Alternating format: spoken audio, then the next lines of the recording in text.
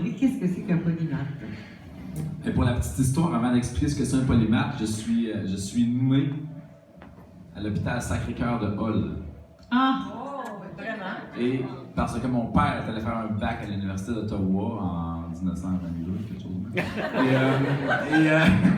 Et je suis né à l'hôpital Sacré-Cœur de Hull. J'étais à Hull, je suis né là et je reste aussi dans le centre de la Mauricie, dans le centre du Québec.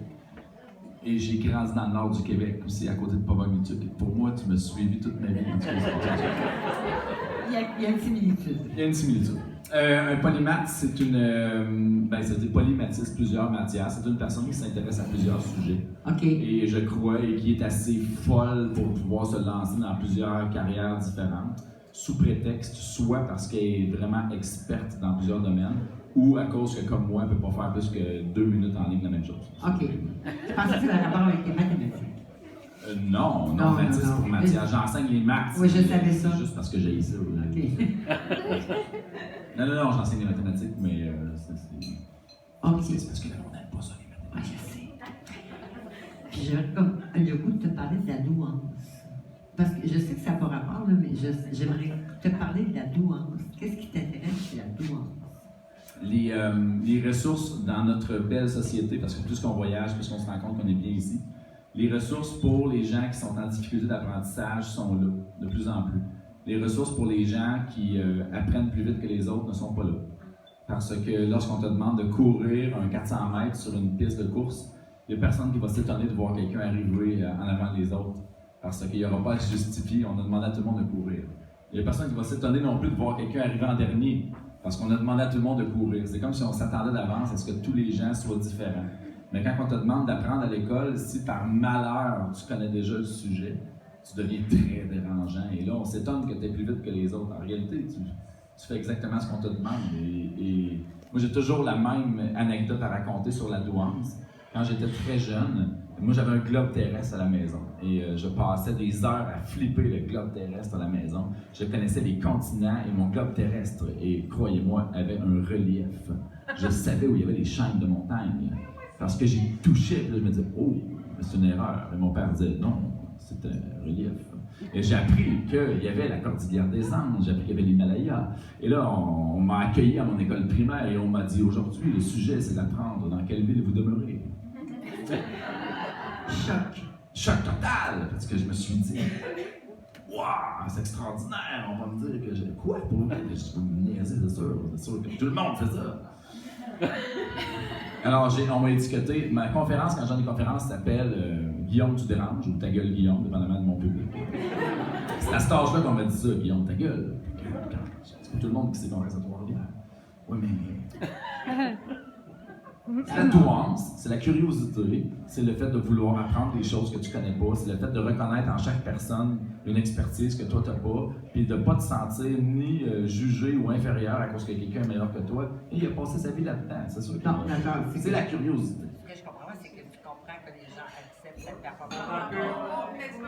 Les gens acceptent la performance sportive, mais pas la performance intellectuelle, c'est ça que tu dis.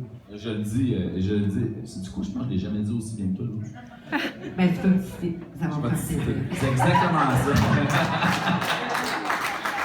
On accepte beaucoup la performance sportive parce que dans le sport, l'intention. Il faudrait que tu mettes ton cellulaire à mute s'il te plaît pendant notre entrevue, merci. Et puis, on accepte la performance sportive parce que par définition, on dirait que le sport, ça finit par un podium. Mais à l'académique, on aurait le goût de te dire, mais non, ce n'est pas une compétition, tu es ici pour apprendre. Pourquoi il y a des examens? Pourquoi il y a des examens? Je peux-tu apprendre à mon rythme? On va me noter, on va me juger. On va même me dire, Guillaume a eu 82. La moyenne, c'est 83. Juste que vous le sachiez. C'est tout. Mais c'est pas pour vous dire que Guillaume était moins bon que les autres. C'est pas du tout ça. Ce que je dis, c'est que Guillaume a eu 82. Mais j'en profite pour vous rajouter que la moyenne, c'est 83. C'est tout. Mais c'est pas pour vous dire que Guillaume court pas assez vite. La moyenne des gens court un peu plus vite que Guillaume. Voyons donc, la meilleure des écoles n'aurait pas d'accréditation, n'aurait pas d'examen, n'aurait rien. Tu te présenterais juste par ton bon vouloir et t'écouterais, t'apprendrais des choses. On s'entend-tu que si on demande à nos enfants de choisir d'aller à l'école ou pas, c'est une chose. On est-tu d'accord que ça demande... Bon, la douance, c'est d'avoir le goût d'apprendre, c'est d'avoir le goût de reconnaître que tu as plein de choses que tu connais pas. Et ces gens-là courent plus vite que les autres. de façon intellectuelle. Ils ont la capacité d'apprendre plus vite s'ils travaillent. Entendre le mot travail. Si tu travailles fort, tu vas plus vite que les autres. Tu parles de convaincu. Mais c'est juste Dans ça. un tout autre ordre d'idée, Aider les enfants. ton roman. Ah, c'est vrai, on est assez important. Oui. Ton roman, Guillaume. Oui. Bon, on parle de légitime défense dans ton roman, mais est-ce que c'est légitime défense ou vengeance? Ah, moi, j'ai toujours eu envie de tuer quelqu'un. C'est quelque chose que je caresse depuis longtemps. Et, non, entendez-moi bien, pour une vraie bonne raison. Et je me suis dit que la seule vraie bonne raison de tuer quelqu'un, pour moi, ça serait un intrus qui rentre chez nous. OK. Dans le milieu de la nuit, pendant que je suis en boxeur, je suis dans parce que vous regardez une certaine descente, je dois avoir encore. Quelqu'un rentre chez moi dans le milieu de la nuit, je sais pas pourquoi, ma famille est en danger, ou plutôt je sens qu'elle est en danger parce qu'on s'entend quelqu'un qui rentre à 2h du matin, si c'est pour prendre un café, il aurait dû s'énoncer, tu sais. Moi, j'ai le feeling que je serais capable de tuer cette personne-là, non seulement sans remords ni regret, mais je jaserais avec son corps après. Je dirais, t'es vraiment con. Pourquoi tu fais ça? Je dis, on a tous eu peur, Pour moi, la légitime défense, à un certain niveau, tout le monde la comprend, tout le monde l'accepte. Dans notre société, la légitime défense, c'est quelque chose de très discrétionnaire au niveau de la justice. C'est très difficile. Le policier qui a été condamné hier à Chicago pour avoir assassiné, c'est pas rien, là, assassiné un jeune noir. Bon, vous allez me dire, il a tiré 16 balles dans le corps alors qu'il était couché par terre. C'est beaucoup. 15 aurait été déjà. 15 aurait été correct, 16, c'est quelque chose. La notion de légitime défense, parce que son argument au niveau de la défense, c'était je me sentais en danger, il possédait un couteau. Il couchait à terre à 20 mètres. Donc, depuis moi, que ce soit un lanceur professionnel, pas nécessairement en danger. 16 balles, il est condamné à mort, pas à mort, excusez-moi, il est condamné à prison. C'est un témoignage que la légitime défense a une limite. Tu ne peux pas déclarer à tout le monde « je suis en danger, je me suis défendu ». Moi, je me suis dit, il me semble que je serais le genre de gars. Je le sais, c'est quand la limite. Je te tuerai pas pour le fun, je ne suis pas un tueur. Mais si tu rentres chez nous à 3h du matin, tu menaces ma famille, t'es vraiment dans le mal parce que je sais pas me battre. Fait que je vais prendre une commode pour te tuer. T'es vraiment dans le trou. Fait que dans mon livre, je voulais imager cette envie-là qu'on a de défendre le monde et de dire, moi, je veux ça. Oui, mais dans ton roman, Guillaume, il y avait un ordre de nom. Ouais. Un peu, c'est parce qu'il y a une histoire en arrière de ça.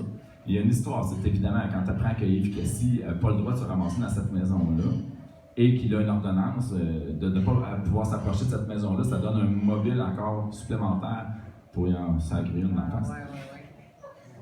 C'est un roman, ça prend une histoire avec ça. Parce que sinon, c'est un meurtre. Oui. Non, mais je voulais aller traiter de ça, du côté. La discrétion dans la justice, je trouve qu'elle est très importante. On va dire à la Cour suprême encore plus qu'ailleurs, parce que ça définit les bases de notre société au complet. Mais à la base, au niveau de tous les jours, le discrétionnaire, c'est quelque chose que l'on enlève maintenant aux gens. On enlève aux gens. Je cite n'importe quel politicien dans les dernières années qui dit « Je fais confiance à mon député, c'est correct. » Et on va dire « Trou de cul, c'est un trou de cul. C'est un trou de cul, il n'a pas le droit de faire ça. Moi, j'aurais fait ça. » Oui, mais cette personne-là, le discrétionnaire, de prendre la décision et pas toi. C'est pas parce que tu t'appelles Karen et tu as un compte Facebook que tu es devenu une experte en discrétionnaire. Tu n'as pas à te prononcer, c'est juste que là, tu as une plateforme pour le faire. En réalité, la personne qui a pris la décision possède un discrétionnaire, mais il n'y a personne qui y fait confiance. Fais-tu confiance? Il y a un discrétionnaire, il a dit cette personne-là, moi, je l'appuie. Il y a un juge de la Cour suprême qui dit, moi je déclare que ça, c'est un geste de légitime défense, ça définit notre société. Je ne serai jamais juge de la Cour suprême. Je ne serai jamais Karen sur Facebook. Je pense que ça ne devrait pas. Sauf une personne, on ne parle pas de ça. Mais je crois que je suis capable d'user de discrétionnaire avec mes étudiants, juges de discrétionnaire quand j'enseigne. Il y a des femmes enceintes dans mes classes qui étaient sur le bord d'accoucher, puis je leur ai dit, tu viens de réussir ton examen. OK. Elle a dit, je ne l'ai pas fait. J'ai dit, non. J'ai dit, tu l'as fait, tu vas accoucher. Et la finance, là, puis les maths, là. Hein? Tu fais-moi une règle de 3 pendant que tu couches. OK, tu as réussi ça pour que ça finisse. Comment? Les priorités, c'est mon discrétionnaire. Et je me fais dire, oui, mais cette personne-là, peut-être qu'elle ne sera jamais. Oui, mais on s'en fout. C'est pas ça. Elle va accoucher la journée de l'examen. Tu veux, il faut de la. Please. Priorité, c'est mon discrétionnaire. Tu peux me donner un plan, mon dossier est là. OK. Discrétionnaire. Alors, c'est ce que tu voulais vraiment. Ben, toute l'histoire, c'est sur le discrétionnaire. OK. Et bon, peut-être ça va un peu loin. Mesdames et messieurs, le très coloré Guillaume. Merci beaucoup.